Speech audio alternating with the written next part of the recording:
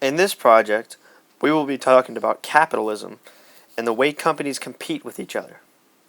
First off, capitalism is an economic and political system in which a country's trade and industry are controlled by private owners and not the state. The first auto company we will be reviewing today is the Ford Motor Company. The Ford Motor Company was founded in 1903 by Henry Ford. It is the first company to implement the assembly line system. It is also the first company to create the V8 engine. The second company we will be reviewing today is General Motors. General Motors was founded in Detroit in 1911 by racer Louis Chevrolet and William C. Durant. They developed cars and quickly gained a reputation for performance, durability, and value. In the 1960s to the 1980s, the Ford Motor Company and the General Motor Company constantly tried to outdevelop each other in a competition to create the fastest, most durable, and all-around cheapest cars for the socially evolving American population. These cars are commonly referred to as muscle cars. Muscle cars are generally defined as having a V8 engine, a two-door, rear-wheel drive, family-style, mid-size, or full-size car design for 4 or more passengers. They were sold at an affordable price. Muscle cars are intended for street use and occasional drag racing.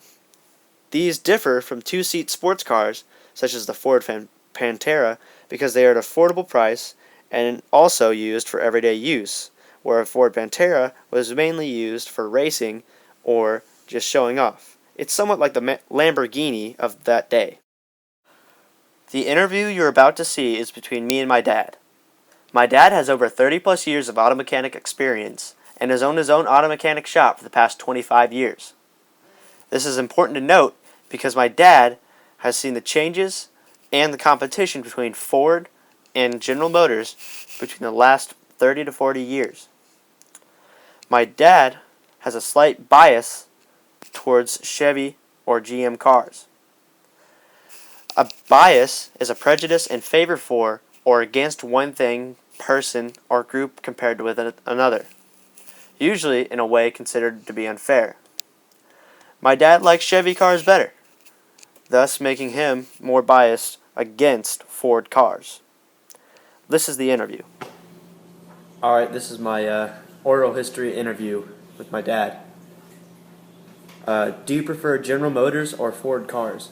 General Motors. What are some noteworthy cars / innovations GM has produced over the years? GM produced the first muscle car. It came out with the Chevrolet Corvette. It was an all fiberglass body, and Ford had to come after him quickly for the competition. Alright, now what's the innovations and noteworthy cars Ford produced? Ford produced the Mustang. Their T-Bird was actually trying to chase after the Corvette, and they couldn't catch up with the Corvette. Then General Motors came out with the Camaro, and then that's why they brought the Mustang out to compete against the Camaro. General Motors has a big product line. That's what makes them such a great company back then. They had Pontiac, which was the Firebird. They had Oldsmobile, which was the Cutlass. So they had 3 product lines of muscle cars. Ford could only produce the Ford car, and they had the T-Bird, and then they had the Mustang. Alright, so how have you seen GM and Ford compete over the years? You already answered that. Pretty much. Why do you think Americans like muscle cars so much? The generation now grew up with the muscle cars as their mom and dad's cars. And now the generation we live in now want the old cars where the horsepower was out there, the lines, the bright colors, and the back then anybody could buy one because they were so cheap. Did you ever own a muscle car? And if so, what were they? I currently own a 1970 Pontiac Le Mans convertible, which would be considered a muscle car, a 1970 Chevrolet Corvette, which would be a muscle car, In your opinion, what are some of the worst cars that came out of this era? Out of the 70s or the 80s? The 80s, Ford tried to reintroduce the Mustang, and it was kind of a flop. They put four-cylinder engines in them. They looked like muscle cars, but they were smaller engines, kind of a big flop. They downsized all of them in the early 70s. Smog pollution came in. Most of the cars were going out. They all looked good, but they were kind of low horsepower, unperforming vehicles. I think the Mustang was the biggest flop. The early 80s Mustang was probably the biggest flop. How has the company's overall cars changed over the years? They were all pretty much the same cars back in the late 60s, early 70s when they made the muscle cars. They all had the basic interior, no power windows, power door locks, just the basic cars.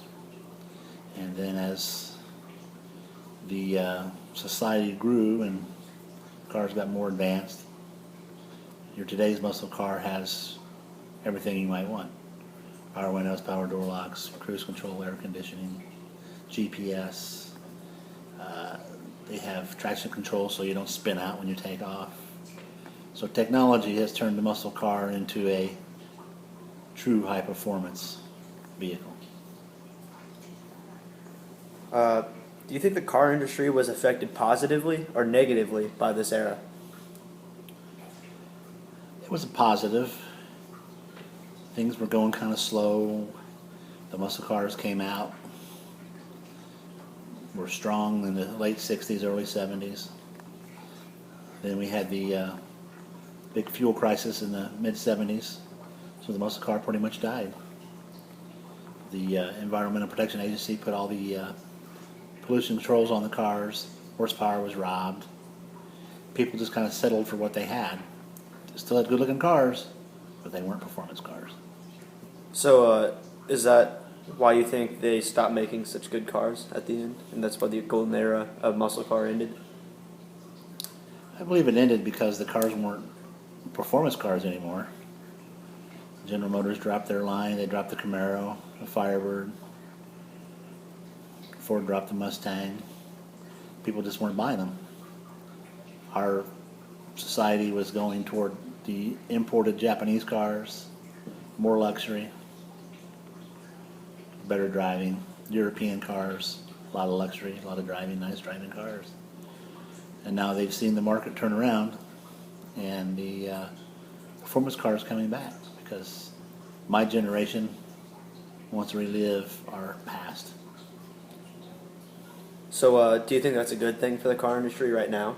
Yes, it's building sales drastically. So, in the near future, do you think we'll have another golden age of muscle car, or is it? I believe after this it'll pretty much be over. Then you'll have people rebuilding the muscle cars will be rebuilt, and then it's hard to say what will really happen. It just really depends on what happens with the economy. The economy is good enough for the cars right now. All right, thank you. This is a good You're word. welcome. All right. At this point, you may be asking, how does this apply to me, and why is this historically important? Well, this shows how an industry can be affected by a population. It also shows how social trends inside of a population generally affect the products that the population buys.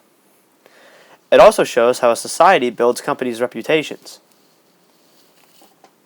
This applies to us today because historically we changed the car industry. My father's generation and my generation have decided to go towards the muscle car rather than the import. This is big because American industry has grown because of this.